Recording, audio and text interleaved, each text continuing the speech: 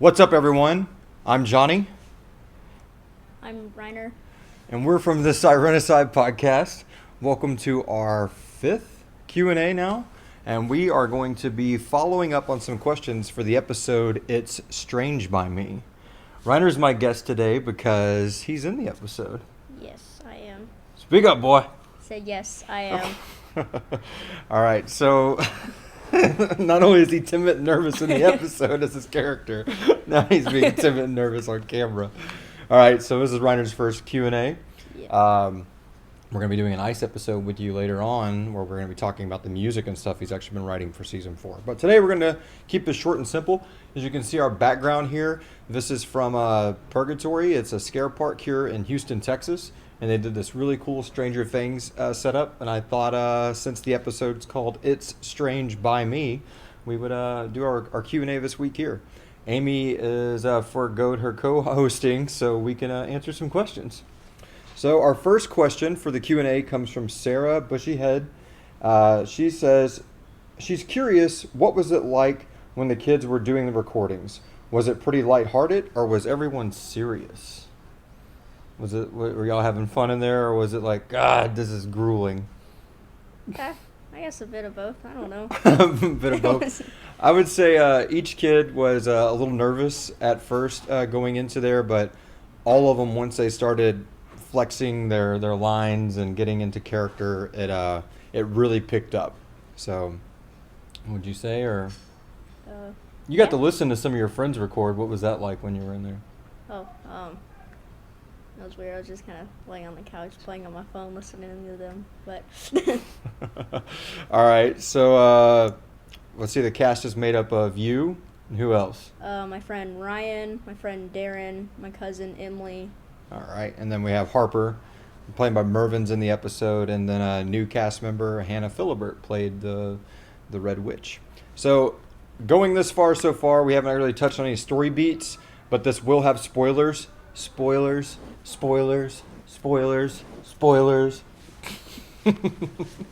Fathers and sons, huh? Lighten up, kid. All right, so the next question comes from who? Rose Trunzo. All right. Did the kids like the fact that they were able to swear in front of you? All right, so that wasn't. I mean, it was weird because sometimes he'd say the line and the cuss words weren't scripted, so I'd say, "Do I say that?" a couple times, and then I just got to where when he'd said it, I'd just copy him. So is it fun to cuss in an episode? I mean, it's not exactly fun, but it's not like boring. One of I think it was Darren, when his mom came and picked him up, she's like, "How was it?" And he's like, "I got to cuss a lot." So that was really cool. Next question comes from Josephine Anderson. How was it to have all kids cast on the episode? And have they all heard the final product of their work? And how do you compose an episode from inspiration to final casting? So, have all your friends heard the episode? I know for sure that Darren has. I don't know about Ryan. All right. I know Emily's heard it Yeah, because so. She said she hates the sound of her voice or something like that. Me too. Most people do. It's really cool having an all-kid cast. It was something I'd wanted to do for a while. It's actually an episode I'd been planning for previous seasons and couldn't ever really bring it to fruition. So we had to make some modifications to the story to make it set after the soul lock, since the soul lock had already been triggered by this point in the storyline. Well, the inspiration for this episode came from the title. I loved Stand By Me growing up. I thought it was a really cool movie about a bunch of kids going to find a dead body. I thought that, that was really cool, but you get to see these adolescents and teenagers going through that kind of stuff. You're a fan of Stranger Things, right? Yeah. How big of a fan would you say you are of Stranger Things? Scale to 1 to 10. Maybe like a 7. Like a 7? 7, Really? 8. Maybe an 8. That's about where I am on it. I figure you'd be a little higher. What about it? I love it. Probably like a 9 or 10. Like I got a poster and a pop for it yesterday. Here. Yeah, we're at the ScaryDad Haunted Halloween show right now. That's where this backdrop is at. So it's been an amazing event. Day 1 was yesterday, and we're at the very start of day 2 right now. This is Kenneth Bryant. What's his question? His question is, did this episode take longer to produce than normal since your main cast were kids? No. Actually, kids take way better direction than adults. Most kids aren't as diva, and they're very, like, you did this wrong. Can we try that again? Yep. And they fix it, they correct it, and they move on. I would say it actually took less time than normal. Our next question, is Ben going to become a more important part of the story? Will we ever hear more of him? So who is Ben? Ben is some kid that had like cancer or something, and then Dr. Laughlin cured him, and then he does all this stuff. Yeah, so Ben, he's got like semi superpowers at this point. Yeah. And I'm not sure if we're going to hear more of him going forward on the serialized story, but he might be a standalone Tales kid. All right, it's time for the Matt Hughes Minute. The Matt Hughes Minute. So Matt Hughes asks a bunch of questions. He's got his own segment. Oh, all right. He's like, what the hell is this? Who were the kids in the episode and how were they picked? Did you receive the hesitation from them based on the content? So we picked your friends because you seemed to gel well with them, and I wanted that to come through. The female was the hardest to cast. Yeah. We'd been looking for a female for a while, and then my niece stepped up for the role and did a really good job on it. So I would say there wasn't really a whole lot of hesitation. Nobody was like, oh, God, I can't talk about horror and cussing and all that kind of stuff. But, yeah. Yeah. About sums it up. All right, our next question also comes from Matt Hughes. How did the motivation from your influences for this episode bring about the woman in red and her bird friend? All right. So who's the bird? The bird is Lucius from like season 1. The red witch is the rotunda. Rotanded. No, it's rotunda. Yeah, so Lucius, spoilers, is the bird from season 1. So Lucius was in bird form, I guess, when the soul lock was triggered by Harper. Yes. Hey, Harper, come on over here, bud. Harper's behind the camera. He just showed up. Here, man. Have a seat. What's going on? And for the influences in this episode of the Red Woman, and how did we come up with her? So she was basically a leftover Rotandan, which I think there's another question more about that in a second, so we'll answer. But yeah, we wanted her to basically be Lucius's lover, for lack of a better term, and he was in bird form, so she was kind of trying to enter the Hell Gate whenever everything got loose and it mangled her leg up. And now she's some crippled and left him in bird form. But what happened to the bird? Oh, he got killed. How did he get killed? Aiden killed him. He was like pecking at him, and then he started running, and then fell from the window, and then Aiden died too. But Aiden died too. Sad. Sarah also asks, on the timeline of events in this episode, I'm assuming it's pretty current, given the Solok reference. So she wants to know, when is this episode? This episode is current. It takes place in September of 2019, along with episode 1 and upcoming episode 3 next week. So it's definitely what we like to do, is we like to keep everything current. That way we can actually use real world events that are happening and just go from there and merge everything together. Yeah, like originally we had Election Day on Election Day. Yeah. We had the New Year's Day episode on New Year's Day. A Red Christmas was on Christmas. Yes.